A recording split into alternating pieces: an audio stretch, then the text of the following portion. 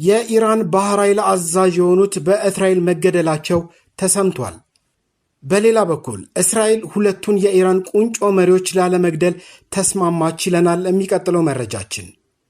የጀርመን መከላከያ ሚኒስቴር የአሜሪካ እስራኤልና ኢራን ጦርነት ለዓለም ኢኮኖሚ መቅሰፍት ሆኗል ሲሉም ተደምጠዋል። እነዚህንና ሌሎች መረጃዎችን ይዘናል። እስከ ፍጻሜው አብራችሁን ቆዩ።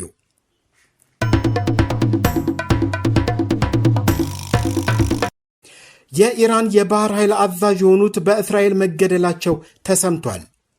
የእስራኤል መከላከያ ሚኒስትር ኢስራኤል ካትዝ ሐሙስ ዕለት በሰጡት መግለጫ የኢራን አብዮታዊ ዘብ ባህር ኃይል አዛዥ አሊሬዛ ታንግሲሪ በእስራኤል የአየር ድብደባ መገደላቸውን ይፋ አድርገዋል።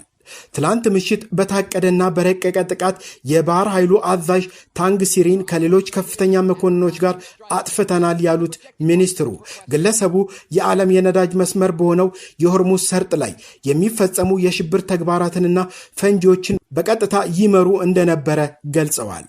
ይህ ግድያ የተፈጸመው አሜሪካና እስራኤል በጋራ በኢራን ላይ ጥቃት መክፈት ከጀመሩበት የካቲት 21 ወዲህ ሲሆን እስራኤል እስካሁን ከፍተኛው መሪ አሊ ሐሚኒና የጸጥታው ዘርፍ ቁልፍ ሰው አሊ ላርጃኒን ጨምሮ በርካታ የኢራን አመራሮችን መግደሏን አስታውቃለች። ኢራን በበኩሏ በጎረቤት ሀገራት ላይ በሚሳኤልና በሰው አልባ አውሮፕላኖች የአጸፋ ጥቃት የሰነዘረች ሲሆን በዓለም የነዳጅ ንግድ ላይ ከፍተኛ ተጽዕኖ ያለውን የሆርሙዝ ሰርጥንም በመዝጋት ዓለም አቀፍ ስጋትም ፈጥራለች። እንደ እስራኤል ባለስልጣናት ገለጻ ከሆነ አዛዥ ታንግሲሪ የተገደሉት ባንደር አባስ በተባለችው የኢራን የወደብ ከተማ ውስጥ በተፈጸመ ጥቃት ነው።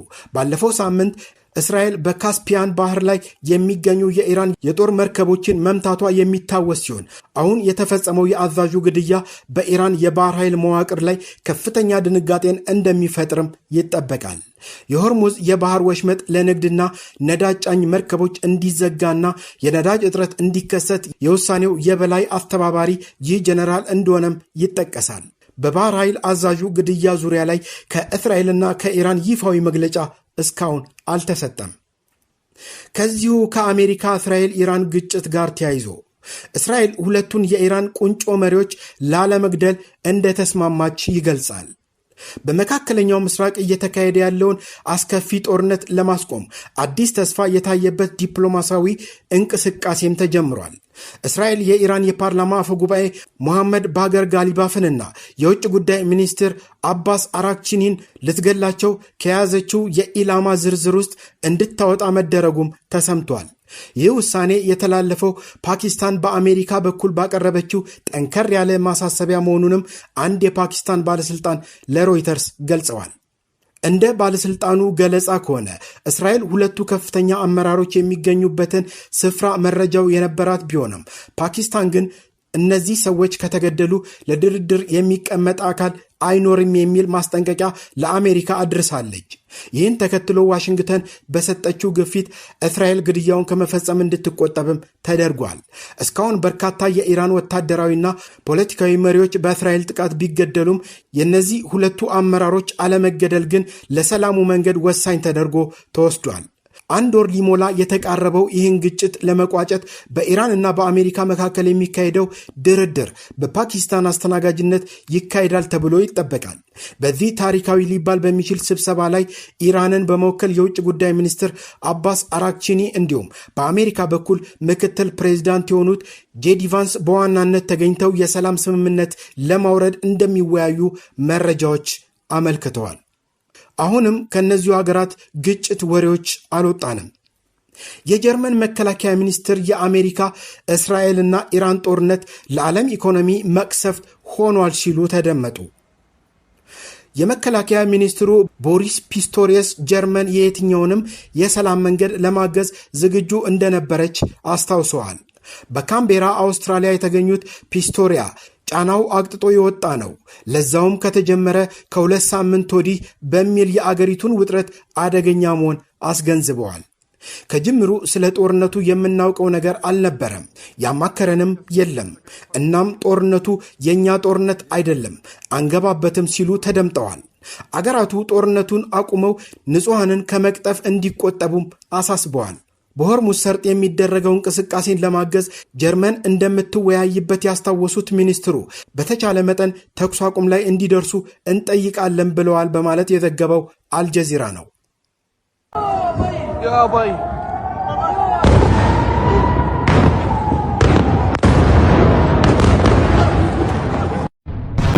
عباد الله الصالحين الله أكبر.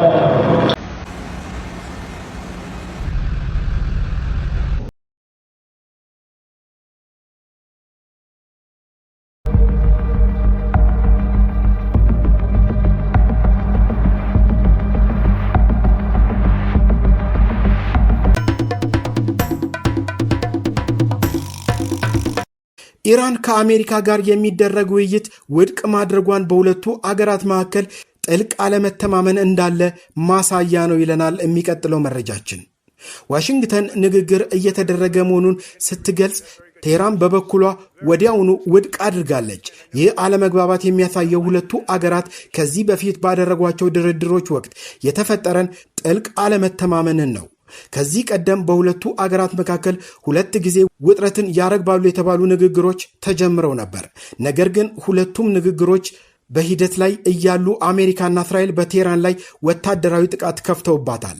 ከኢራን አንጻር ንግግር መጀመር ጦርነት ይከፈታል የሚለው እድል አይቀንሰውም።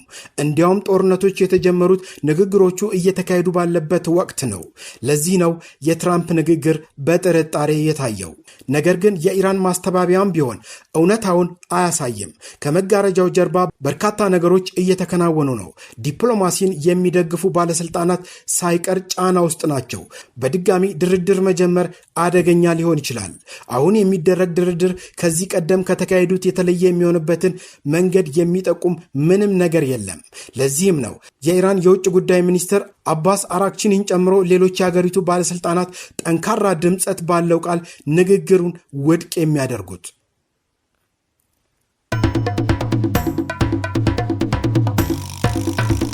ሳውዲ አረቢያ ለሱዳን ልታቀርብ የነበረውን የጦር መሳሪያ ግዢ መሰረዟ ታውቋል። ሳውዲ አረቢያ በጀነራል አብዱል ፈታህ አልቡርሃን ለሚመራው የሱዳን ጦር ልታቀርብ የነበረውን የጦር መሳሪያ ግዢ ውል መሰረዟ ተሰምቷል። እንደ አፍሪካን ኢንተለጀንስ ዘገባ ከሆነ ይህ የሳውዲ ውሳኔ በሱዳን እየተካሄደ ባለው ጦርነት ላይ የሪያድ አቋም መቀየሩን የሚያሳይ ሊሆን ይችላል። ለስምምነቱ መፍረስ በምክንያትነት የተጠቀሱት በሱዳን ጦር ውስጥ እየታየ ያለው መከፋፈል፣ አልቡርሃን ከእስላማዊ ወንድማማቾች ህብረት ጋር ያላቸው ጥብቅ ቁርኝነትና በቅርቡ በአካባቢው የተከሰተው የአሜሪካ ኢራን እስራኤል ውጥረት በሳውዲና የተባበሩት አረብ ኤሚሬቶችን በአንድ ወገን ማሰለፉ ነው። ይህ እርምጃ አልቡርሃን ከገልፍ አጋሮቻቸው የሚያገኙትን ወታደራዊ ድጋፍ ለከፍተኛ ፈተና እንደጣለው ነው መረጃዎች እየጠቆሙ ያሉት። ዛሬም እንላለን፣ ሰላም ለሀገራችን፣ ሰላም ለምድራችን። ይህ ዜና ዩቲዩብ ነው።